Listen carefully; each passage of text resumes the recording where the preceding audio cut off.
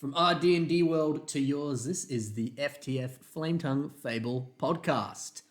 I'm Ben Cossey. And I'm Nicholas Allen, and today we'll be talking about humans. Yeah. We in our little pilot episode that we recorded not too long ago, we kind of mutually realized, hey, Ben doesn't like playing humans, but Nick loves playing humans. Yeah. And so we wanted to talk about, as we do on the FTF podcast, all things D&D. And so we wanted to talk all things Dungeons and Dragons, however you want to word it. And so we wanted to have a bit of a discussion about that. Why do I not like humans? Why does Nick love playing humans? And how can that affect you? How can you play a human? What are your thoughts on that? All that sort of stuff. We're going to talk about that today and a few other things and see what we learn. Cheers. Might even give you a few... Yes. Cheers. Yeah. Cheers to that. Thanks for coming back. Nice to have you Good here. to see your pretty face. Did you get a haircut? Because I did. Oh, we did. We've got lights now. We do. We upped the quality value. Fix things. Yeah. Yay. I got a jacket in case I get cold. You don't have to look at my crutch anymore. And on that note... That's great for everyone. On that note, though, we're going to go into our first little section here, which is life adventures. What sort of little side quests or other fun adventures did we get up to this week? I like that. I like that We're going to too. keep that. I did enjoy the intro. That was fun. Nice. I just want to say Good. that Oh, was- good. Well, was it's a fun little... here to stay. So we'll just share what we got up to in our week this time, what we've been doing, whether it's D&D related or whether it's not D&D related. If it's just, hey, I did a cool thing this week and I want to share. Go on, you start. You're killing it, man. I will. You're doing... You're like out of 10ing this Oh, podcast. thank you. Well, the first thing I did it this morning before recording, and I did it. Well, hey, day what are you before. about to bring up? I went and bought some Lego. That's what I thought. Some of the newer Lego Ninjago sets came out, and you might be like, Ben, this is not a Lego podcast. You have a whole channel for that. Well, some of the new Ninjago sets are sort of inspired by D&D. So I liked the little ways that D&D shows up in the real world. You know, when you're like, wasn't expecting D&D today, but there you go. So I built one of the sets that I bought, and kind of what it is like you play with the figures, you get the set, but it's kind of also a game board. So it's you get your normal experience, but it's also a bit of a I game think board. I have seen that. Yeah, It's like and- looked Monopoly-esque. Almost, yeah. Because I thought it'd be a little more D&D with. Because before I went, I'm going to build this today, and then for the podcast, I'll share my thoughts on it. Because I was like, is this like D&D? So normally Ninjago sets have like little spinners. It's like spin jitsu. It's like the cool ninja spinning stuff. It's like Beyblade, but Lego. Yes. Yeah. And this time the spinning top is a dice, which is really cool. I think that's a really fun I mechanic. have Yes, seen I think this. I showed Yes, you, yeah. yes. And so I like that mechanic. That's fun. It's essentially a D6, but just as like a spinning top. But I'll be honest, the actual playing experience of it is not fun. It was a bit of a letdown, unfortunately. It's the instructions for it didn't have any words. It was just pictures. It's like, you can figure it out. I'm like, I can't. This is difficult. But essentially it was a thing. It's like, cool, you fight against the monster, roll the dice. You either kill it or lose with one roll, and that's it. And I was like, oh, To be like, okay. in Lego's defense, like they sell things you make. So I mean, yeah, Sure. yeah. But like, I would have but- had so much more fun if it was a little bit more D&D. little like, bit but more look, of a game, to be yeah. fair, I don't think Lego's like, we're going to make D&D equivalent with Ninjago. They should. I think they were just like, we're going to make a fun board. They They should, though, They're to be doing fair. it wrong. Yeah. Screw Lego. That's not what we're doing. No, I'm kidding. But hey, it was cool. The pieces were good. I enjoyed it. It even had an orc in it, which, you know, I like to make the Lego versions of our campaign. do like orcs. I love putting orcs in. I'm pretty I much- don't have a lot of orcs. I do now. Pretty much put in like a mail order for you because you do all the pictures of the campaign that we do. I was like, can you just order a whole bunch of orcs? You're like, why? And I'm like, there might be a lot of orcs in the next campaign. Like, just I don't want to talk about it, but get a lot of orcs. Yeah. So I've got a few more now. I got one more, but I bought a few other sets. I'm just getting them later because some of them are like Christmas presents and things. But You've done some good orcs. Well, I mean, you have to take apart the same one. yes, because I have very every few. time you do Well, a different I have orc. some orcs that work, but they're just, I don't know, there's a specific look that I'm after. So there's, all of that. But I mean, excluding orcs, we're talking about humans, Ben. Yes, we are. Speaking of other human things that we've got up to as we continue our life adventures, we've just been figuring out all the things with this podcast. We've been just editing and trying things out, realizing lighting and sound and all craziness. And I like the lighting. I mean, it's I do. to what it was. Yeah, yeah. If I just look at that, I'll blind myself. I don't. One of the flaws of humans. I've given up. Okay. So I've been doing that, and then the final thing, and then I'll let you share your life adventures there. Let the man speak. I've been doing a lot of cleaning and sorting because obviously That sounds boring. I enjoy it to some degree. I don't mind cleaning too much, especially when it's cleaning my Lego. Like I'm kind of resorting and sorting all my Lego because I have a lot. Can be really boring and really tedious. I've helped you sort Lego. Yes, it's not as fun as It's not fun. looks. Yeah, but I was wanted sorting, to pretend it was fun, but it wasn't. I don't blame you. Yeah. But I was sorting some of the cooler pieces that I really typically use, and that's when it's fun because it's like, oh yeah, I really like these, so it's a bit less tedious in that sense. And kind of what I've been doing is it was stuff that was already sorted, but I was resorting it to make it easier to find stuff because I found that there's an art with sorting almost where, yes, it sounds good to be like, cool, I'm going to buy a shelf and put all of my whatever in this shelf.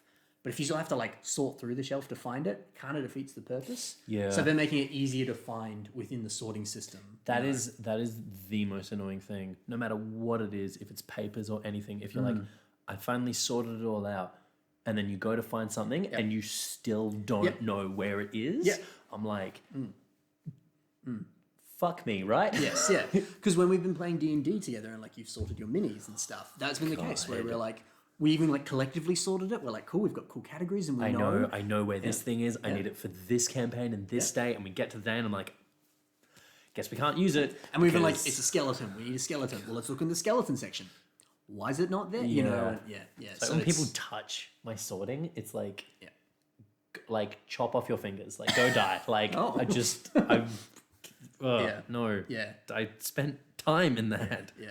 So it's been trying to find ways to make it. Can I interrupt your life thing for 2 seconds to admire?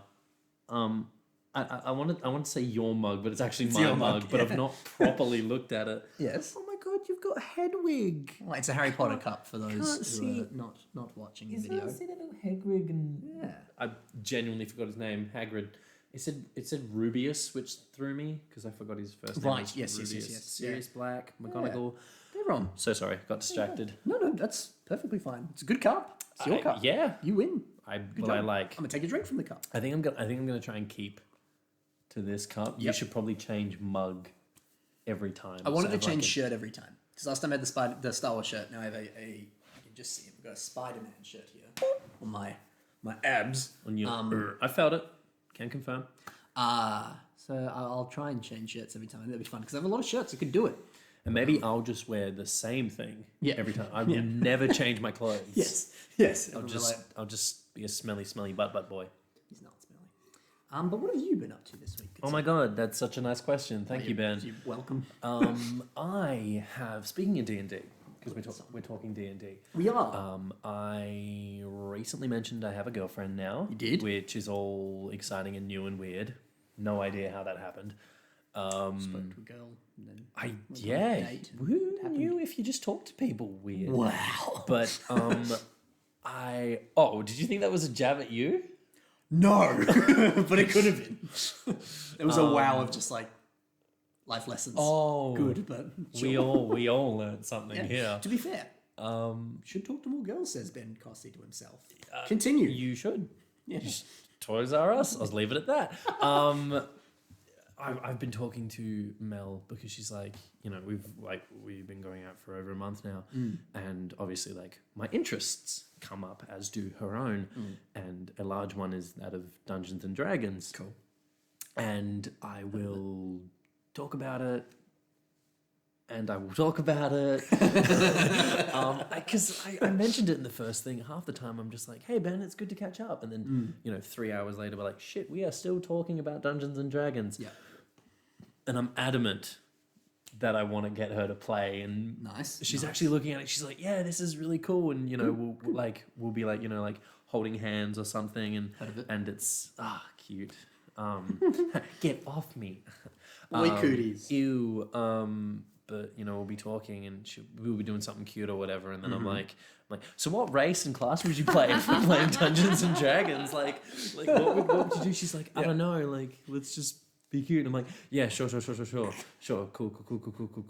So like, any ideas? Like, do you think like tiefling could be your thing, or like, I make it sound like way worse than it is. She's actually super excited about it, which is so cool because I mean, like, I'm obviously like really, really cool and sexy, but then like a massive nerd for Dungeons and Dragons. It's not wrong. Thanks, bud. Yeah, so it's really, I suppose it's really cool to, it's not necessarily a activity that we share yet, but just as I hope I am to her, like, it's something I'm very passionate about, and she feels very like interested in it. Yeah, she's like, you know, I think it does coincide with some of her interests very a lot. Like, she does a lot of writing, and she did fantasy writing like a while back. Cool. And, Okay.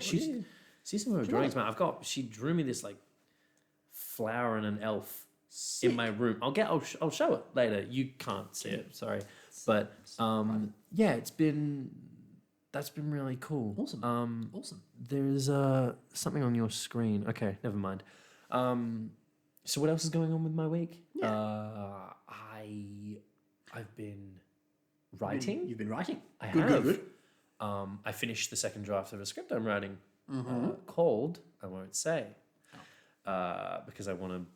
You want a grand reveal, honestly. Yeah, I want to grand reveal it probably in about like 5 or 6 weeks. I want to. Cool. Sort of, okay. Yeah, because we'll hold them to that. I will need to grow for it. Give it like 3 days, you'll be there. Yeah, I do grow, but this is tiny on me. But I finished it, and I wrote the first draft, and I was like, something's missing. Like, I'm not, when I started it, I was like, I'm really on board, and I finished writing, and I was like, bah, and I went to that writing tool, and excellent thing for any DM, which is what I try to go back to, and it's like, write from what you know. Yes. So, if you want to make a D&D session feel personalized or fleshed or important, immersive, engaging, or even just like if you want to make it detailed, it's like write from what you know. Like if an experience has happened to you, take that, morph it, make them orcs and throw it in the world. Or like if the plot of Avatar: The Last Airbender or a game Until Dawn's really good and your players haven't seen it, take it. Like it's. Are they gonna like ring up? They're gonna ring up Wizards of the Coast and go, "Yo, my DM plagiarized. Kill them, please." It's the Einstein quote that I found, which I love. I'm not going to get it word for word, but I'm going to get pretty close. It was a quote from Einstein. He says, "Creativity is about learning how to hide your sources." Yeah, you fucked it up. Google it. You Google. I'll keep talking. Okay. Yes, I went back, I rewrote it. I found a particular quote from Critical Role's Caleb Widogast. This like 3-line thing that he says one time, and it resonated so much when I heard it, and it actually totally related to what I was writing. Yeah. I threw that in, and I just went like, it's perfect. And obviously, like, you're not going to... I honestly, even a Critical Role fan, I think would probably watch this film that I'm making, and they'd be like, where was the line? Like, it's not him being like, spoilers, like, I burnt my parents and I killed them. Like, massive spoilers. What do you mean a massive spoilers? No, I'm sorry. Go on, what's the quote? The quote is, and you're wrong because I got it pretty good, the secret creativity we'll cut it there, wink. The secret to creativity is knowing how to hide your sources, Albert Einstein. So, like, I mean, tomato sauce could go, like, top of the microwave. I'm thinking mustard maybe, like, under your pillow. Yeah. You see how it feels? This is the kind of jokes you do. And why are you making them? Because you're here and I want you to feel what it feels like. Right. That's fair. Last thing on my mind. You gave me a compliment about half a week ago, and it was a really awesome compliment. You're welcome. And genuinely, thank you. Because it got me thinking, and because, like, we had this whole conversation. It's like, what's your process to DMing, Nick? And I was like, you've got to you've got to balance the math, and you've got to like click into like what certain players like, and if I'm appealing to that, and also like holding my own story on a high level, and you want to keep the tension and the drama like all playing and going, and but you don't want it to feel too much, so it's just like it's like juggling, and you want to clock into people. And I also said I feel like I'm a good judge of character. Like if someone's sad or down, I don't need to be like, hey, how you doing? Like I can just kind of go, I know how they respond well to things. And, you know, sort of just go up to them and be like, hey, like, here's a gift. It's like, why? It's like, I just thought you'd want... Give me back my remote. I can't watch TV. Not following what just happened here. Yes. But you said I was very attentive. Yes. I was saying it in relation to when we were playing in Minion Quest. Like, we were just reflecting on it afterwards, and you were saying stuff. The way you were talking about, like, so like this was happening, and so I went, okay, this is how I respond to that. And in my head, I was like, yeah, now, like looking back on it in hindsight, I'm like, yes, I could see how that dynamic was happening. Like, I don't know, like this wasn't an example of saying, and I'm not saying it was happening, but like the idea of, I don't know, not sure how to advance the plot forward. And so you're like, okay, I'm conscious of that. I'm going to then adjust and fix this. And you're like, I also noticed in this moment that this person was feeling this or wasn't quite taking that. So I came in and adjusted. And I was like, you're so attentive to that. Like every session we do. You did that. And I was like, that is how my brain works. Yes. You'll like notice when things are happening and then immediately find a solution for it, you know? And I was like, that's so cool that you do that. I'm like, I imagine a lot of that came from your acting background. You're like, a lot of it came from DMing, you know? It's a balance. I think it's just being sort of empathetic, which is, I think I'm realizing I show empathy in different ways now, which is a weird discovery as I'm getting older. Because like even before we started recording, my roommate was in the house, and I called the both of you losers, and like challenged you to fight me. Yeah. But you know, I was like, I wouldn't say that or do that to someone I didn't think would misinterpret that. Yes. I'd be like, oh, hi, how you doing? And, you know, now I just treat you like crap. He knows I can take it. That's why it's just what you say. Yeah. You know when you can joke, you're being mindful, you're aware. Yeah, I wouldn't consciously, like, throw dirt in someone's face. If they were like, why'd you do that? I'd be like, it was a joke. Like, throwing dirt in people's faces is a serious matter, Nina. Yeah, right. Yes. Sand attack. I get what you mean. Yeah. Your accuracy. Pocket sand.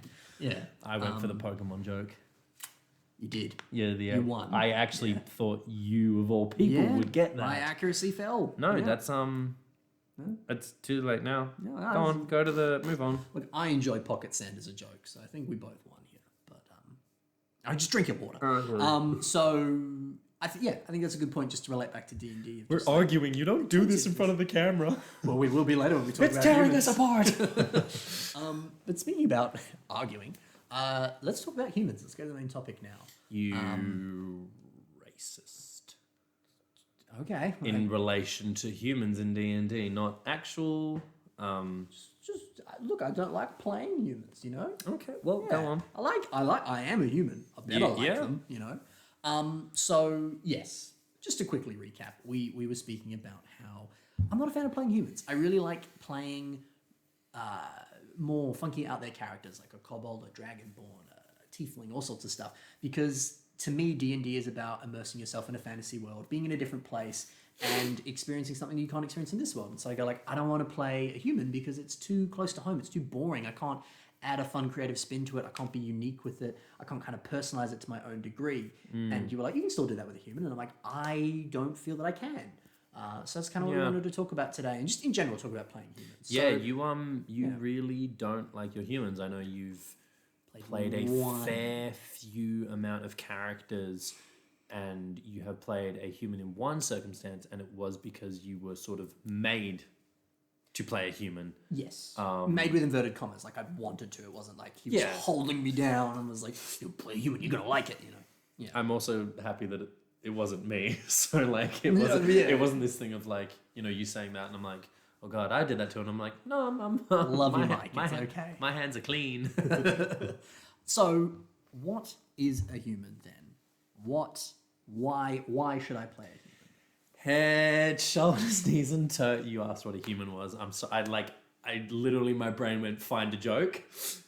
And that's what I came up with. I'm sorry. A for effort. Why should you play a human? Yes. As I crack my back. Okay, I'm going to answer that question by going off some of my own personal experience.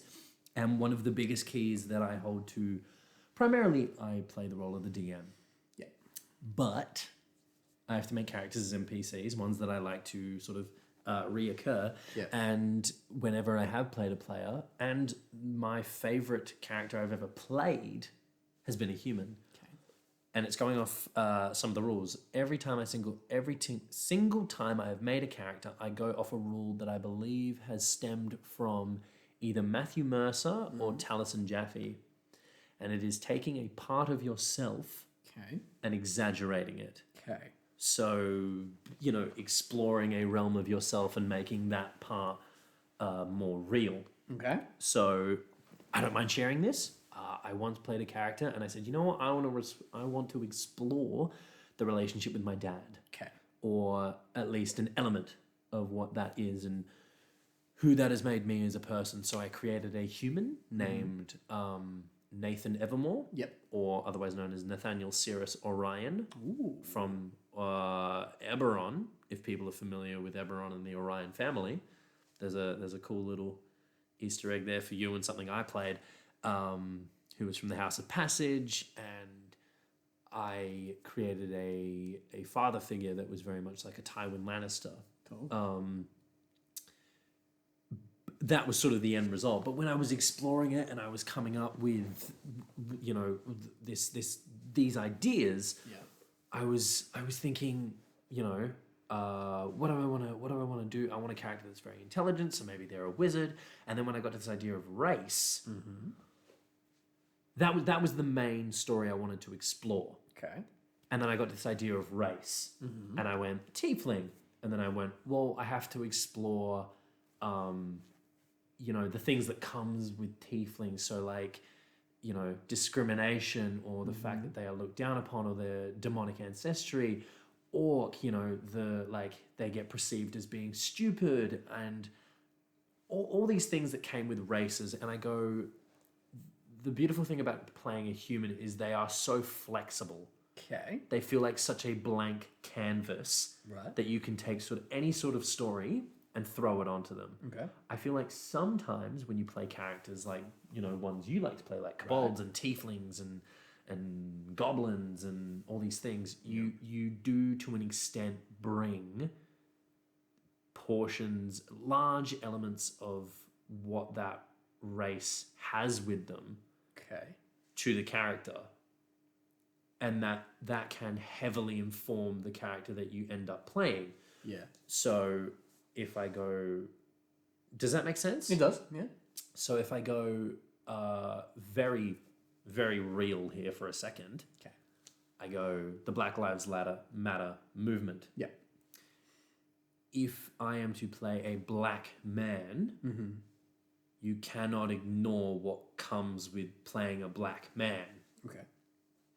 If that makes sense. Okay. There is a level of discrimination that is very apparent that comes with playing a character of someone of a particular race. Gotcha. Whilst in D&D, and in D&D you can play people of all different skin tones. Sure. But they are, in the world of Dungeons and Dragons, sort of a very blank canvas. And that is very exciting to me, that you can, imprint. Maybe they have explored discrimination or blah, blah, blah, blah, blah, blah, blah. But you can also sort of, you have total control over those things rather than coming in with things that already come with being a particular race. Okay. How much did that make sense? That does make sense. The idea that, because you are a human, you can kind of bring those elements into the human, but additionally, there are other key elements of being another race that you have to kind of factor in. Whereas there's a less. There's a lot of even in the player handbook, it talks about with all the lore of elves and stuff and dwarves.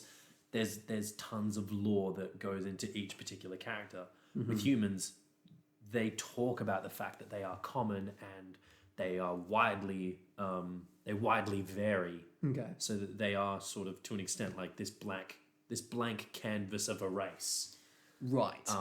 And looking at that looking at that as a sort of a gift rather than a, Yeah. it's not exotic. Yes, I get that. See, I think for me though, I go like, yes, I know that there is still elements of lore that you want to bring in for another race, lizard folk or whatever. But I still kind of go like, I can still... Bad lizard folk noise. You did. Lizard folk noise. Yes. Keep going, sorry. I'm gone. You can... I don't know, like, I found when I played a kobold and a tiefling, I kind of made up my backstory and then read the facts about tiefling and stuff. And I was like, oh, cool. That actually just kind of fit anyway. And even still, to some degree, it can still kind of be like, in the same way that it's like taking yourself out of D&D, if you are a human, there are set things you will kind of always face. I go like, cool, as a kobold, there are set things you will always face because that is what it is to be that race. And to me, I go, I feel that what you're saying about the pros of being a human is that they're a blank canvas you can really personalize. To me, I look at any race and go, they're a blank canvas that I think I can still personalize. Okay. But I go like, do I want to play a human that looks like me? Or do I want to play a cool dragonborn character that has teeth and can, has green scales and looks awesome? I'd rather do that. That to me makes me feel like, cool, I'm playing in a fantasy world. That's fun. So like... I'm certainly not opposed to those points, but I do believe exactly what you're saying is a trap that some D&D players can fall into. Right. Just thinking that, a human doesn't have any sort of unique qualities to it. Why would I play it? Rather than thinking like it's an opportunity for me to bring something strong rather than just being reliant on a character. Yeah. And I can definitely understand the ideas of like how helpful it can be of there is a lot of you that you can put onto that which can help you be more immersed and stuff. Which is sort of a second point, but yeah. Yeah. And other elements of that. I think, I don't know, I guess, like, because, I don't know, I think it's like I touched upon in the pilot episode where I sort of said that with kind of like my love of Star Wars and things that, any kind of a race in Star Wars, yes, like an Ithorian can lead to being a little bit more peaceful, but there are still, as we see in the Clone Wars, bounty hunter Ithorians who kick butt and are considered some of the best bounty hunters ever, and all that sort of stuff. So it's like there's always exceptions to rules, and I go like, even if you want to adhere to a set rule for this race, like again, you're the DM, you can establish whatever you want. You might be like, yes, I know in D&D the law is that this race is looked in this manner, but I'm gonna tweak that. Or you go like, cool, this guy's different. He's an outcast. He's a little different. He just doesn't care about that, or whatever. I don't know. That's the way I look. I do enjoy players that sort of play against the grain to an extent. I love taking the stereotypes and then exalting them, like playing a Brick, the orc at the moment, like he is this big dumb orc, but then running with it and then making it my own. Yes. So I do understand that a little bit on the topic if we're moving on with sort of the debate that is happening at this moment, which I think I'm winning. Don't fart on the podcast, Ben. If they, if they're just listening. Yeah, if you're not watching, you'll think I farted. I just made noises with my mouth. Okay. Something I do also like. Yes. Is talking about being immersed in the world. Yes. And being able to, this thing of being able to implant yourself into the world. Yes. Sometimes it feels a lot more personal or personalized or, what's the word I'm looking for? Help me. Find the word. Immersive. Yellow. Dishwasher. Clearly the word. Dishwasher. Bungee jump. It feels a lot more... solidified. Real, I suppose. Sure. If it is something that is close to you. Yeah. Okay. So, running around as a like a minotaur, you might be a little bit like, I'm a big hairy, like big horns. I've got a big like nose piercing and an axe in my hand, and running through the city of Shan in Eberron, where there's floating cars and stuff. Cool. the second I put myself into the shoes of a human in that scenario, I can kind of start to go, oh, like it just feels a little bit like, when I think of a Minotaur, I'm like, cool, like I understand. gosh, good. I'm glad you understand, because I'm like, I don't know how much sense I'm making. I'm just making sounds at this You're point. basically saying that, like, yes, you can still feel immersed playing a Minotaur, but because you are a human and you can relate to that, Yes. you'll be able to be immersed more. Yeah. And, like, kind of the example you were telling me before we started filming of, like, you could have moments in the campaign where you're sitting by the windowsill looking at the sunset, writing in a diary, and Which I've done as my character. you as Nathan. a human look out and you feel that, and you as the player can feel the sun rays on your skin. You can before they go to smell bed, the book in front of you. And the routine before bed, I know what, like cleaning my teeth, going to bed, like saying goodbye to my party members. Like, I can see it. But as a Minotaur, you're like, how does a Minotaur take their shirt off? Like, don't their horns get in the way? Or or things like that, or how they're gonna fit in this room, or because maybe that's kind of where I differ in this, is because to me that's where I find a lot of the fun in that. Is it's like, yeah, cool, like I'm a kobold in this world. Like, how do I differ? Whereas I think that's where a lot of the charm of D&D would fall out for me, is where I go like, yeah, but I already do that. But it's like when people are like audition for exploring- Lego Masters, it's like, I already build Lego on my own. I don't need to do it in front of the TV. But it's like exploring that world with the subtle changes that are fantasy. That I can so understand. looking out That's of that cool. window in a way that I understand, and seeing the streaks of yellow, pink, and green in the sky, which you wouldn't normally see, or seeing the Pegasus flying through the sky. Sure. Does that make sense? It does make sense. I guess you could connect into it in a different way that you maybe couldn't with others. Point. You're the one making this competition. I'm just having a healthy debate. Fighting and I'm winning. We were literally talking before about how you don't challenge you. Otherwise, you'll just be like, competitive streak. Here we go. I'm not competitive. I'm just a winner. Sorry. It's fine. I'm I not. had a few pros and cons that I wrote about playing a human, which I think relates to what you said. Well, this is my point of view as to why I, I know, think it's I'm good. kidding, I'm kidding. I know, yeah. It's the competitive Nick. There you go. So kind of what you said before, play I will kill you. No, I'm kidding. Fuck. He was whispering at the video for those listening. I don't know why we have to do the audio description every time we do something in the video. People know. People will look. Anyway. Maybe they won't, Ben. Maybe they won't. Maybe we won't. Maybe they're not even watching now. They love us. They will. Who? I don't know. People. Somebody? It's not a Navy, sir. It's just Anybody? Did anyone just, as I said, that had the moment from Lion King, where, oh no, I just realized the part I'm talking about. You know the part where Mufasa dies, yes. and he goes, "Somebody, Aw. anybody." Anyway, some of the pros Hell. that I've had about You taking us out of the You sadness. talk. I'm just gonna think. Some of the pros that I felt about playing a human is, yes, like you said, you can be sucked in more ways that can directly relate to you. They're there. It's okay. Hakuna Matata. Yeah, like that. I guess too, if you're newer to D&D or you're struggling with a character, I guess just playing a default human can be a good choice, an easy choice, one that again you can still relate to. You know, A good choice. I was gonna say it's not easy, but then again, it depends how you do they it. are a very easy race to play, which can be. And me saying it easy, I don't mean that to like diminish it or anything. I mean that more in terms Well, yeah, of they just, are- like, they are it can very just be simple. yeah, cool. I'm just going to play myself. Like I don't want to necessarily think up some kind of weird, crazy. It's not this thing of like and you have to Panda learn Man. your claw abilities and your fury of the small and like all this stuff. It's just a case of you age this way, you're this size, you have this much feet movement, your ability scores go up by 1 each, or you get a feat. That was one of the things about humans. You don't get feats with all your other races, do you? He's right. Another thing too, because we like this a lot, and I'm sure other people do. Art is nice, and I very much get sucked into a character, or very much get more. It's nice to have a physical image to represent it, to make it seem more real,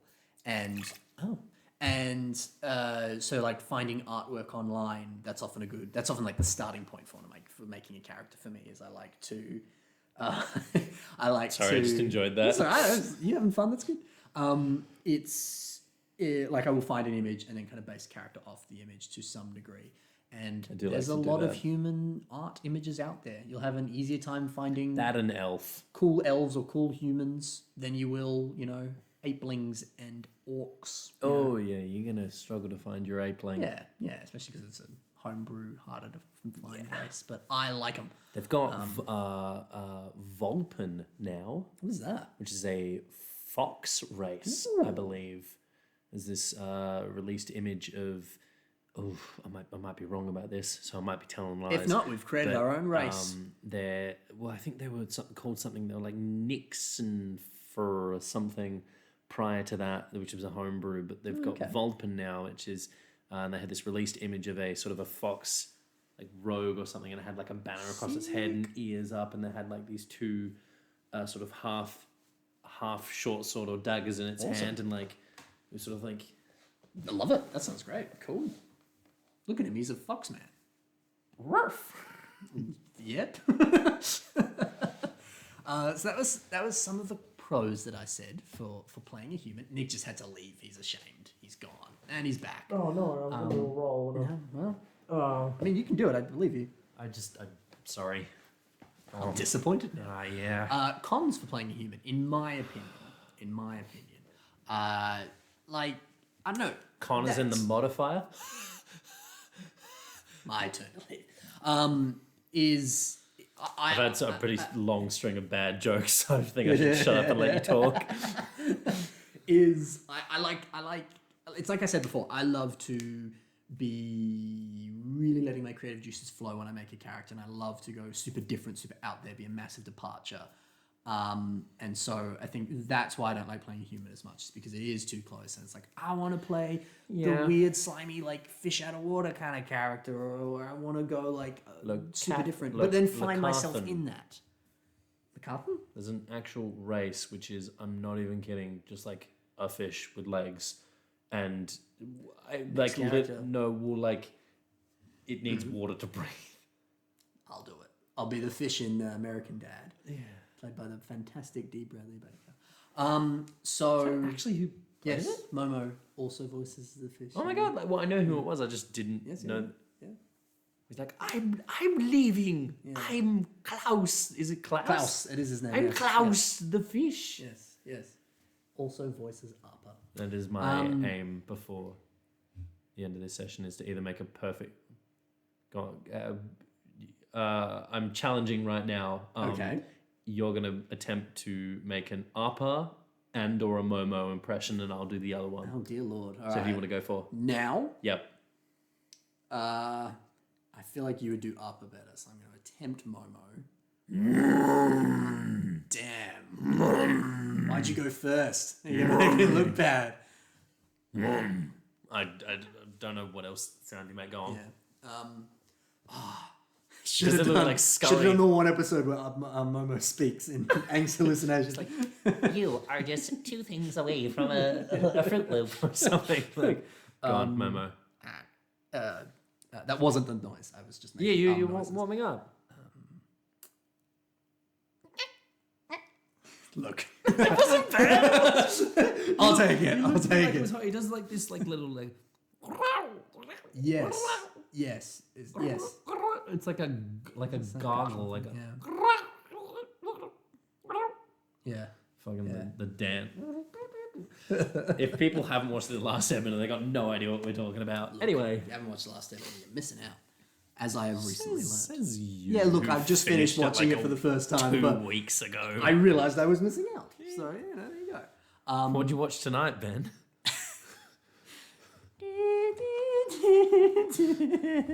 For the first time ever, I watched The Hunger Games. Halfway through the Hunger Games, you're like, this is a really good film. And it was like, yeah. Of course it was also really good 7 or 8 years ago when it came out. Yeah, look, you'll soon learn I'm the Internet Explorer of this friend group. Takes my time. I cut halfway. Nice.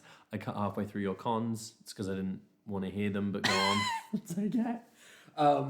So Zach, I like to be a little more creative, and I feel like a bit. I myself feel limited doing that with the human, because I go like, I want to be super different, but find myself in that difference, I hate the play, I don't hate the game. I don't hate the game at all. What? I don't know. Then This is less a con for me because I don't mind feeling more emotion when I'm playing a character, but I go like maybe because we spoke one of the pros about playing a human is that it can be very relatable. You can feel a lot. You can be immersed in so many ways because it's relatable to you.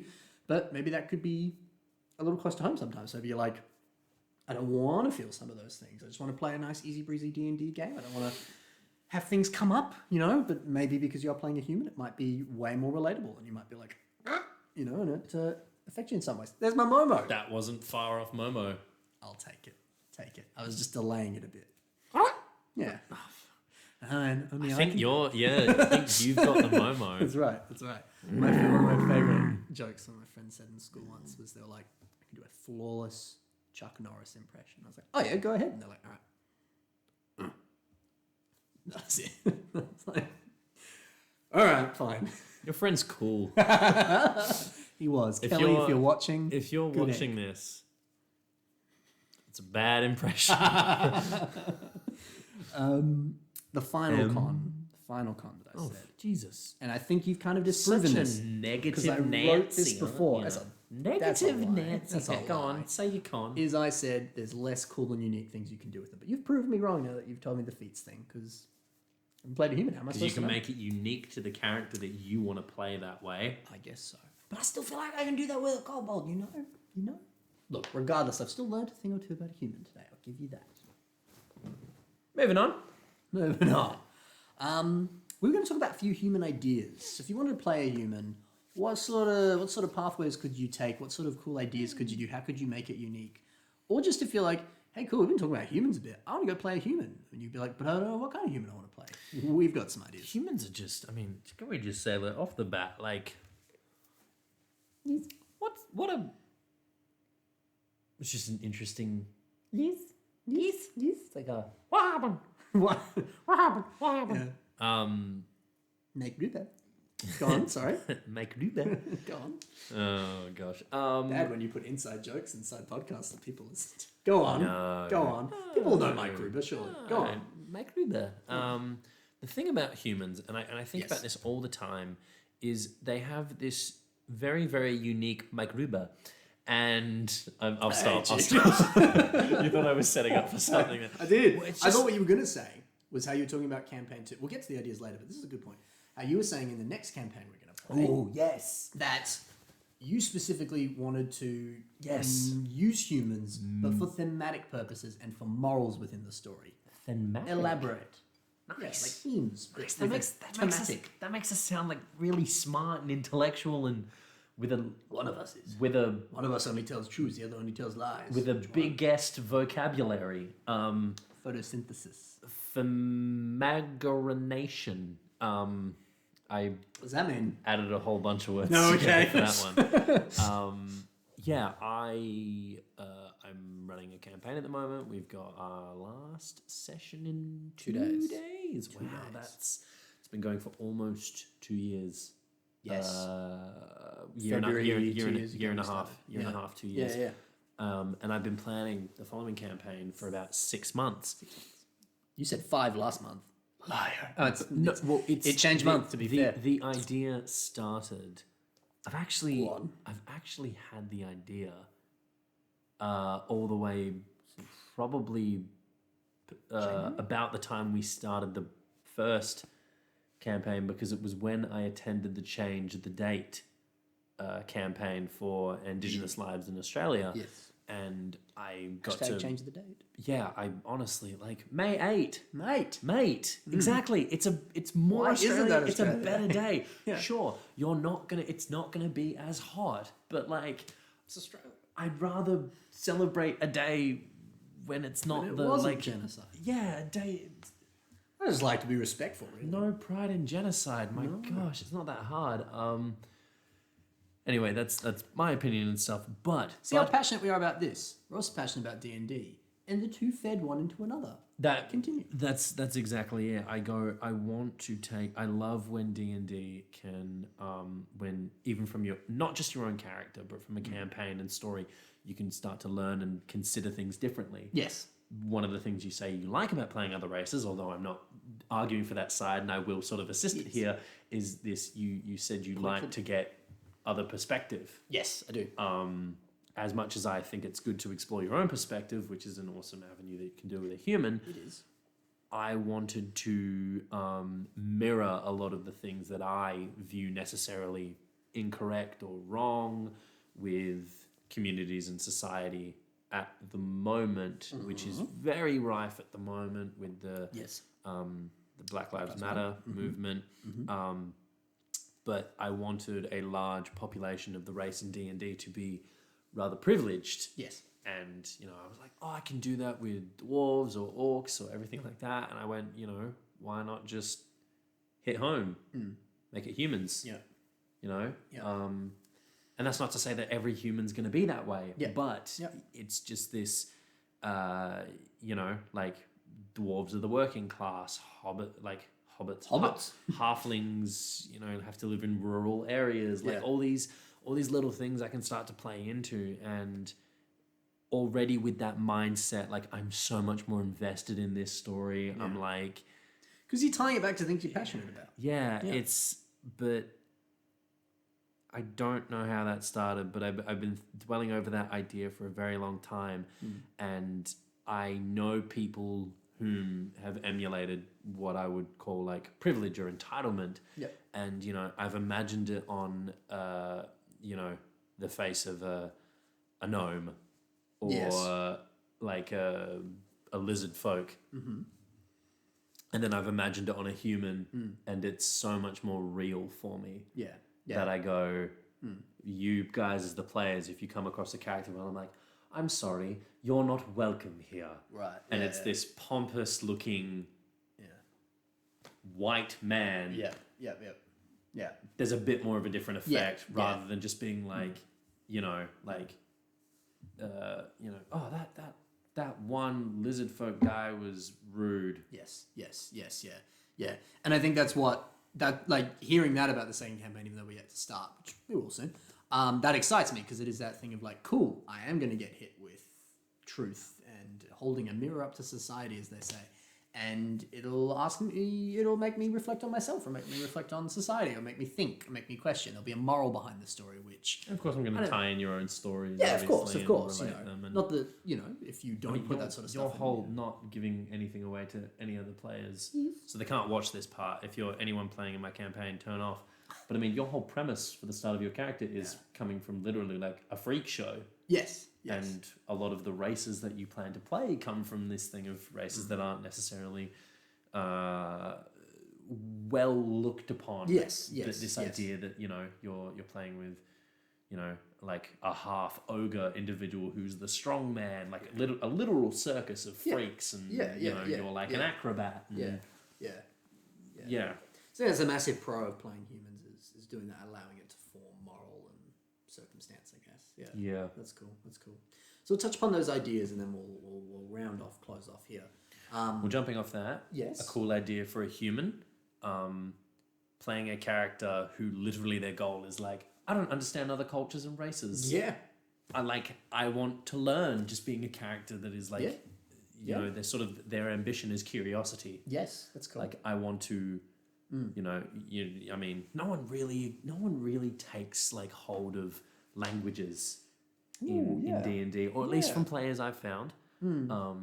And something I really want to do is I want to go, you know, Elvish translates to French, Orc translates to like Dothraki from Game of Thrones. Like I really want to give each language its own sort of cadence and tone. But I go, just a human that's like, I don't know these languages. I want to learn them. That's cool. Yeah. Someone who really studies. You know, each town you go into, rather than being like, where's a place I can rob, or like a thing I can do for my patron, just being like, what races are here? What culture's here? What can I learn? What can I cool. take? Yeah, I can see that really relating back to human too. Like, you could kind of do that for other races too, which I think would still work. Especially if you're a player and your DM's got a really exciting world that you're unfamiliar with. Yeah. What an opportunity. That's also true too. I kind of really want to do that with a character. Yeah. Just don't DM. Just join us. I'm not very good. So some other human ideas we spoke about, like we said before, the kind of copy paste of you could literally just be like, put yourself in the game. Or the idea of kind of taking similar aspects of you but then using that to help you visualize yourself within the world. So you play a human and you go like, I've taken these aspects of me and I directly put them into that human character. And then that way I can feel more, so that it isn't necessarily exactly you, but there are elements of you. So there's kind of two areas there, which is what we discussed. Let's throw some to the wind. You could explore asexuality. Yes. So yes. that would be, I mean, especially if you had a room that was safe and vulnerable. Let's say you are questioning your sexuality a little. What a perfect opportunity to be like, Yeah. I want to play a character that is bisexual. And then you can create something around that. Yeah. You could play with the fact that people have the short man syndrome. You could kind of play with the fact you're a bit of a smaller human and you're working with that. Could do something like that. Yeah. It doesn't even have to be like a super like vulnerable or like deep element of you. It could just also be like, yeah, cool. I've got a scar on my arm from when I was a kid and I played. You could play baseball a character and, that's incredibly ugly. Oh yeah, that could work. Yeah. You made it sound like Nick, that's a bad idea, but I'm like, that could be. It's not a bad idea. It's a great idea. But like, you're beautiful, guys. Let that be known. No, I mean just play a character that's really beautiful, like you. Wink. Yeah. You could play. You could explore a relationship. Okay. So you could explore. I mean, obviously, you can put it in a fantasy realm. So you could play, someone whose wife was taken as part of a demonic deal. Yeah. You could play someone who is searching for their parents. You could play someone who is Adopted. Adopted. I like that. Yep. You could play someone who feels very inferior. Maybe, all their brothers and sisters have high military status. Yep. And they feel very inferior because of that. You spoke before about a character that's a big part of them and their personality and the relationships they have is, whatever it is to do with their parent, Their father mother. figure, Yeah. You could play... Done that one. Play a transgender character. Awesome. Play a character in the gender. That's an awesome thing. I played a little gnome woman called Kara Colt, and I loved that chick. She was so cool. Yeah. And I had a little German accent as I played her. And I remember I was playing with the centaur, and you were one of the players. Kishma? Kishma was a You were playing Kishma, and you were little crazy. You were crazy boys, and you would run off into trouble, and I would go, "Oh, Miss Carl, protect us! Oh, Lordy. Yeah. But I mean, even I remember that. It was such a little fun, great. and I despise when because we're talking human. Yeah. I despise when I see women play men or men play women. I was gonna finish that sentence, but I'll leave it for a second because I will go on a acting task we had one time where you were also a part of the task, and it was a task that a lot of people failed right off the bat. Yep. And the task was you needed to present a monologue to an audience, playing the opposite gender. Yep. And what a lot of people do is they get a monologue and they go, "Oh, fair, Hippolyta, and find this and like blah, unsex me here." And all the girls would be like, "So, I was banging this girl, right?" And then it's like, you're not like, because you are a man and a woman doesn't mean you are playing masculine and feminine. Yep. You are playing a human. Yep. Like, I get you. you are playing a human before you are playing gender. Obviously, there are things that are going to separate men and women. Like, our brains are structured differently. Sure. Like one of us is literally created to bear children. That does things to a person. Yeah. But before that, we're human. Yeah. Yeah. So when I was playing my little gnome girl, I wasn't going like, "Oh, I've got to sexualize her," and I mean that's another topic. So, but I mean, everyone's just a human before. So, like, if someone, if you're scared of doing a voice, I've had many male D&D friends, and like, I don't want to play a female character because I'm scared I'll do the voice, and like people will make fun of me. It's like, just find a voice you're comfortable with, or don't do a voice. Also an option. Just play a female character and be like you. Yeah, for sure. Yeah, I agree. Totally agree. And There's- I mean, there's some we've had ideas, people yeah. who've come in and not had a voice in some of our sessions, and then as we keep playing, they just develop a voice. You don't Yeah. have to start with it, until you feel comfortable to do it. Cassie just is essentially herself. Yes, yeah. But when she talks as Thea, she's talking as like it's very clearly But Thea. also, like, Cassie as a player, one of the most like empathic, emotion-driven, like thinking outside the box. yes, very like conscious players. Yeah, it's And awesome. she's just, I was going to say a human, but she's not, damn it. An elf, close enough. Something else you could at least draw inspiration from when you are doing a character that is human. You could look towards animes, TV shows, movies, books, things that you enjoy yourself, and take aspects from that, or just do that character but in D&D form. And I included some examples of those, but we'll if the DM and the other players don't know the character, who cares? just take the character. Just steal it. Or do like I did and come up with a character and then watch Avatar The Last Airbender and be like, it's him. That's me. I didn't even intend for that, Which, for example, So Aang. behind on Aang trends. from, yes. Aang from Avatar The Last Airbender. You could play a character like that, someone who is very skilled, a master of their abilities, but they are very undisciplined, very childlike. So that's Human, their flaw. Human monk of the four elements. Yeah. Would literally be the build for that. Yeah, that'd be great. Yeah, you could be like Han Solo from Star Wars. You could be a little bit more sort of a scoundrel, a rogue, Human fighter, someone who's kind of gunslinger. trying to be a little bit more harsh, living in a harsher world and trying to cope with that. And Human loses fighter, himself a bit, gunslinger, maybe finds even it. taking some classes in Thief from Yes, yeah. Rogue. Yeah, That would heck be Han Solo-esque. Heck yeah. You had an idea which isn't directly from. Look, someone might be like, it's clearly from this one. But you was had he?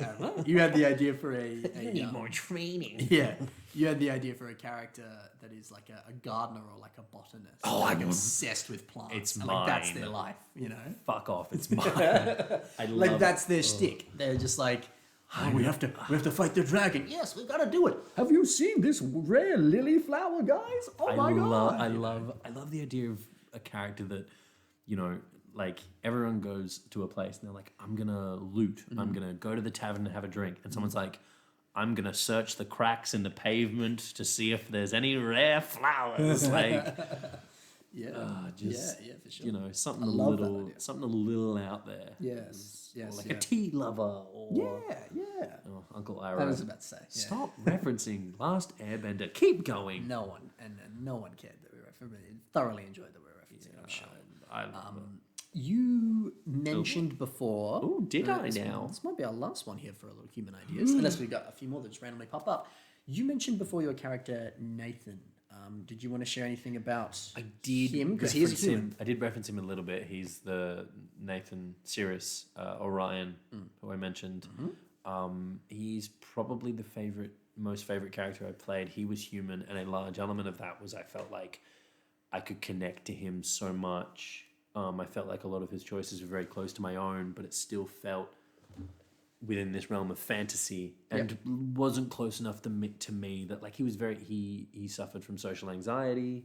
So like his charisma was like -3. Cool. And I would be thrust into like situations where like I'd be the one that has to talk and I'd be like, right. So, we need to do the you have the thing that we need to pick and the play. You know what? It's fine. We don't need it. And I will like I would genuinely like jeopardize situations. Yeah. Because I wouldn't be comfortable with people. That's and cool. just the role play element of that was so much more fun and I loved him. But at the same time, he was like selfish and like in his own way. And he like he was incredibly intelligent and he looked down upon people with low intelligence. And he was only comfortable with those he wanted. And it was so much fun to play. Because in D&D, I think a lot of people like to sort of be the hero. Yes. And it was so fun to play like the normal guy. That's cool. Because everyone would be like, let's charge in. I'm like, you're fucking crazy. Like, I'm hiding. Yeah. and being in a group that was supportive of that. And I still assisted. cool. I still assisted them. I still partook. You I had your didn't- uses, they're just in different areas than the norm. Exactly. You know, where people would be taking damage, I would be using. There was a very grand moment I was very proud of. We were fighting a villain who was riding a mount, a flying mount. Yes. It was like a giant eagle of some description. Cool. And they stood up on the mount, and everyone was trying to shoot damage and stuff. And I got close enough with another flying mount of another character. I said, "Get me close enough," and I used a cantrip called Infestation. Oh, cool. Which, if you're unfamiliar, I had a compartment pouch, so I crushed a small flea and like pointed towards him, and they were like sort of overrun with lice and a whole bunch of bugs. It's a little Kill bit, the bug. but Save the it party. does I think 1d4 poison damage. So I think he took 2 points of damage. We tried. However, it additionally makes them move 5 feet in any direction, and they have to roll for the direction. And he moved east, which was off his mount. Look at So you. so it was such a different way of playing. Whilst everyone was like, "We're doing this," I'm like, "How can I assist the battle?" Yeah. It means that, like, you know, I think additionally, like, I used Ray of Frost to freeze a part of the ground that a guy was about to run onto, rather than attacking him. Cool. So it was like I made him trip over, and then we caught him. Yeah. And what a great way too. And I'll admit this about playing a human because I like this. If you're gonna relate, I win. if you relate a human back to yourself, what a great way to one, learn a little bit about yourself, or two, just be kind to yourself. Because hey, sometimes people can be a little harsh on themselves, and it's easier to find the negatives than it is the positives. And you could say, like, what is it about me, Ben, or me, Nick, as a person, or me, Jonathan, hi John, as a person that I am good at? That if I were in a makeshift party in the real world, what would I be able to bring to it? And then apply that to your character. You might be like, hey, I'm like Tabitha, I do karate. And so you're like, cool, I'd be a great martial fighter, artist dude, whatever. Or you'd be like, I draw. So I'd be a great bard. yeah, I can entertain the Their party when they're drawings down. come to life. Yeah, you know, when we take a heavy loss, I draw them a cool picture, and people are like, I feel better, you know. Or you can draw a mocking drawing of the BBEG, and they'll be like, and they take 12 points psychic damage. Shut up, it was a great idea. I just felt the lead up to it. Like, you do this thing where you're like, you give this tell, and I was like, it's going to be a stupid joke. I mean, because we're sort of towards the end of our podcast here, Yeah. I go, honestly, ending it kind of on that note. Yeah. What, if not before, what an awesome task to make yourself the hero in a story, to sort of, because I think it's very easy to look at sort of the negative parts of yourself to go, hey, this, you know what, I'm gonna focus on all the awesome parts, and I'm gonna put myself in a scenario where I'm the hero, I save people, I get to do really, really awesome things. Obviously, you know, you want to do that with a DM that can sort of emulate and respect your character. Sure. But yeah, and thank you for listening to my TED Talk. That is why humans rule. They're better than all other races. They always will be. Hail humans. That is it for our human discussion. Like, I will admit, there's cooler stuff about humans than I expected. Yeah, got Give you him. that. Doesn't mean I want to play one still. But I'm Playing one at the moment. Yeah, right. But there you go. So that's it for today. Thank you very much for listening. And of course, if you want to, I don't know, recommend a topic or you enjoyed, be sure to leave a comment below or just share your thoughts, join the discussion. You can do so by following us on our social media. Of course, we collectively have the Flametongue Fables Facebook group and the Instagram page. You can check us out there. There'll be links in the description we below. Additionally, you can find me on social media as Ben Cossey. I post all sorts of Lego-related content and images, whether that's on YouTube or Instagram and things.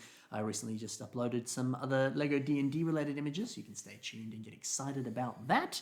Of course, you can find me here too, but where can they find you? And now, you can normally you don't like doing this. Do you want me to do it, or are you confident that you can? Because I feel like I interrupted you. You're confident, and I ruined it. And you can find me, Nicholas Allen, on Facebook and Instagram.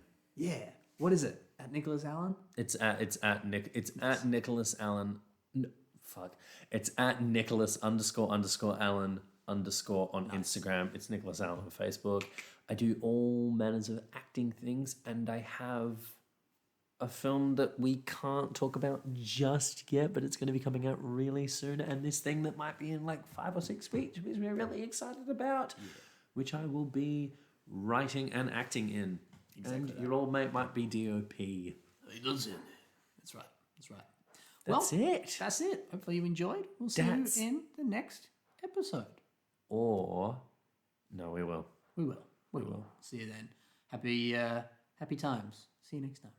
Bye. Flameo, Hartman. If anyone gets that, I'm proud of you. All right. Not me. Bye. What do you mean, not you?